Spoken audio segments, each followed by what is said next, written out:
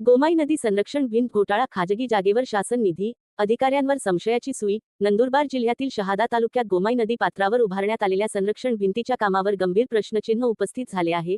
संबंधित भिंत खाजगी जागेवर उभारण्यात आल्याचा आरोप होत असताना त्या ठिकाणी शासनाचा निधी कोणाच्या आदेशान्वये वापरला गेला, हा मोठा प्रश्न निर्माण झाला आहे.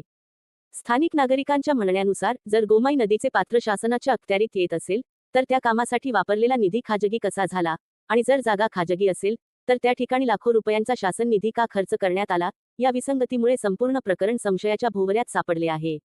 यासोबतच पंचायत समितीच्या बांधकाम विभागातील अधिकारी, उपविभागीय अधिकारी, अभियंता तसेच कार्यकारी अधिकारी यांच्या भूमिकेवरही प्रश्नचिन्ह उपस्थित होत आहेत. प्रकरण आपल्या अंगाशी येऊ नये म्हणून नागरिकांची दिशाभूल करण्याचा प्रयत्न होत असल्याचा आरोपही समोर येत आहे.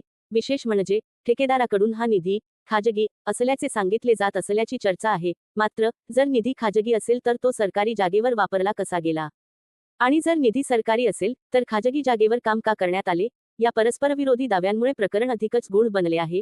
शासनाने मंजूर केलेला निधी नेमका कुठे आणि कसा वापरला गेला याची स्पष्टता अद्याप नाही. त्यामुळे या संपूर्ण प्रकरणाची सखोल, निःपक्षपाती चौकशी होऊन जबाबदारांवर कठोर कारवाई व्हावी, अशी मागणी नागरिकांकडून जोर धरत आहे.